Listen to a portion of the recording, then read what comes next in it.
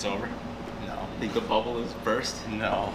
The craft beer bubble has burst. Well, I'll tell you, this beer.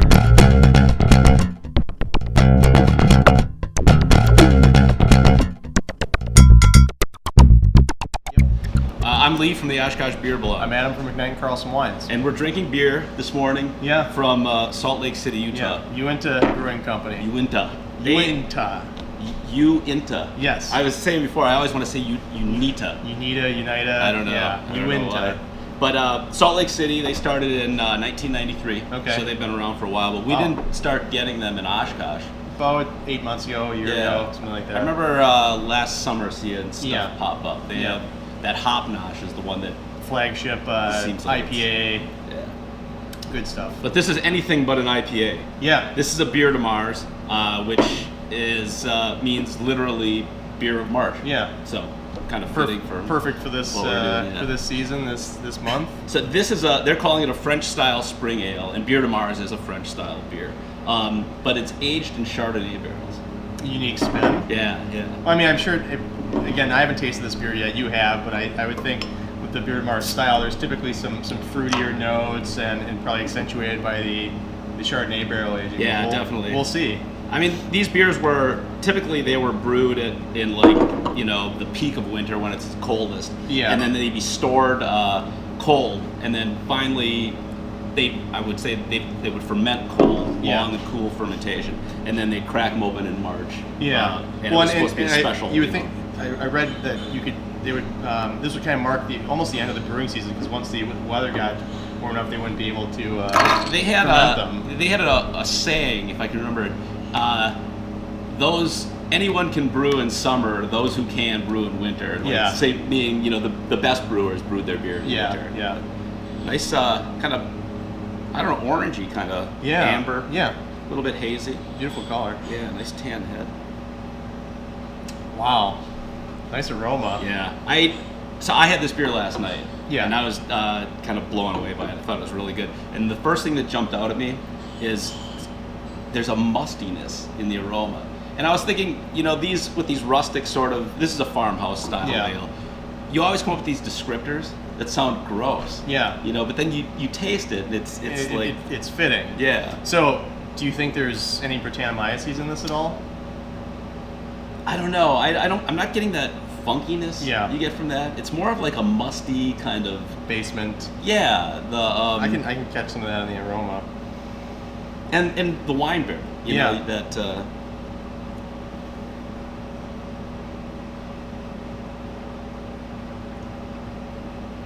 there's also a fair amount of malt aroma as well. Yeah, definitely, and that malt really comes up. Yeah. Wow. It's kind of like a toffee. Yeah. When I was drinking this last night, I said to my wife, it kind of reminds me of like, you get a little bit of an apple aroma coming out of it too. Kind of reminds me of a taffy apple with a wooden stick. Okay. Sure. Getting real specific here. This is really nice. Yeah. It's got a complex flavor. It's got some nice citrus fruit. I mean, I think you get a little bit of wood, a little bit of tannin from that. Do you get the Chardonnay aspect of it? Not a terrific amount. I can't really tell whether it's from the yeast that they've used or whether it's the fruity notes imparted by the Chardonnay barrel. Yeah, there's a lot of fruit flavor there, and with that nice kind of toasty, toffee kind of malt flavor, it goes really nice. And really, I mean, I'm assuming generally IBUs for a beer like this would be fairly low. I think they said, if I remember right, it was somewhere in the 30 range. Okay. Like so it's, well, see, I mean, I get some hops. I mean, not the bitterness, but maybe some late hop additions or something. I mean, yeah, you definitely pick up a bit of that, and maybe that's some tannin also from the wood, but there's definitely a little bit of bitterness that will finish it out. This is very nice, and I think you said it's about 7.5. I mean, 7.2%. I wouldn't have expected that. It's fairly light on speed, but with complexity. One of these things there's like with a lot of these farmhouse ales, there's like all these paradoxes all the time, where it's light bodied but it's strong. Yep. Well, like you take like a Belgian triple, not a farmhouse ale, but again, light in color, lighter in body, high in alcohol. But I think all those kind of like contrasting things create this complexity. Yeah. That it's not like Well, you know, like so it's rich, Mm-hmm. but it's not like thick on your palate. It's still refreshing. You know, Sweeter, but not cloying.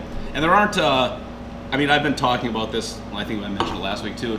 With a lot of times, people are when they're barrel aging things like that. It just overwhelms all the flavors. And that barrel aging is there for sure. Complementary. Yeah, but it's still a beer, you know. So. Yep, absolutely.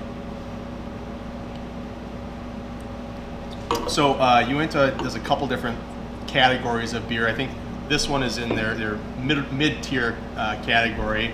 These two we've picked out right here from their Crooked Line series, which is their highest end, which are the really big palate-wrecking beers. I mean, these are both probably, this is their bourbon barrel-aged barley wine that's like 12% alcohol and aged for like 16 months in you know, fresh bourbon barrels. Have you had that? I have. How is it? Oh my God, it's a huge beer. I mean, great, you know, in a brandy snifter, let it warm to room temperature, maybe with a cigar or something. I mean, did you drink it by yourself? Oh yeah, of course you did. Yeah, I've had the Tinder. Yeah, that's a Roche beer, smoked beer. Yep. Really nice beer. Yeah, absolutely. No, I think these guys do a really good job, and they're actually, you'd be amazed at how many different beers they make. In their entry level tier, they make like, I want to say like 8 to 10 beers in just their core line of like, they do like some organic ales, a variety of pale ales.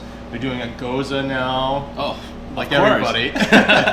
How did that become like the style of beer? I mean, remember like 2 years ago, it was everybody wanted a Berliner. Yeah, right. Berliner Weissbier, and now it's Goza. And what's the one? So Hopnosh is the one you see around. That's their absolute flagship. Yeah. But they've got a variety of other good beers. I had a chance to sample some of them.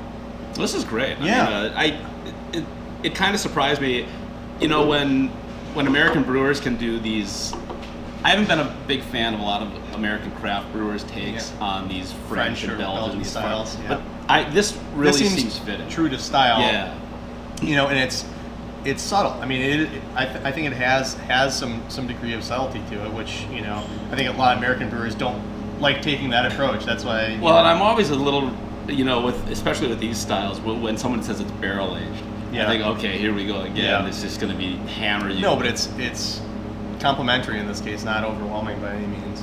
No, it's excellent beer, and these are fancy damn glasses. Mm-hmm. Teku glass. They're cool. Great for focusing the aroma to your nose. So what would you pair with this? If you're going to make a meal, what would you have? Like a French cassoulet with you know, duck or something. I mean, I could see duck totally. Yeah. I think that would be a great pair. I mean, I think you'd have to go rustic French fare with a rustic French beer. Yeah, their style. I mean, this is kind of like, you know, beer of the farmers and you know, maybe to a lesser degree the peasants, and they weren't getting high on the hog. I mean, that was you know, off the land. So it's a perfect beer for this time of year. Yeah, you know, you kind of transitioning from the super cold to the less cold. And it's really, this beer strikes a middle point between the really grand and heavy beers of wintertime and the lighter summer ales. I mean, it's kind of a great. Yeah, I mean, for all that alcohol at 7.2%, it's refreshing. It's drinkable. It's a definitely. Nice beer. That's cool. Well, I want to mention one thing. So next Thursday, March 17th, if you're interested at all in the history of brewing in Neenah, I'll be at the Neenah Public Library. I'm going to make it very exciting, don't worry. Actually, Neenah has an interesting history. That town's very conflicted, you know. There's a lot of people there that didn't like alcohol and didn't like people drinking, and they had some problems with that. I knew I didn't like Neenah. But Lion's Tail isn't the first brewery that started there. The first brewery started there in 1856, and I'll be at the Neenah Public Library starting at 7 o'clock talking about all of that, which is going to be a whole lot better. That's St. Patrick's Day. Okay. You know, you could be out having fun. Or you could be there. Yeah. Are you going to be pouring beer at all or just talking? No, you know how that goes, that beer in a library. Some people don't like it, you know. Yeah. So, well, go to Lion's Tail afterwards. Actually, that's my plan. Yeah. When we're done with it, head over to Lion's Tail and drink a true Neenah brewed beer. Yeah, absolutely. Great stuff. All right, Adam. Hey, Prost. Cheers.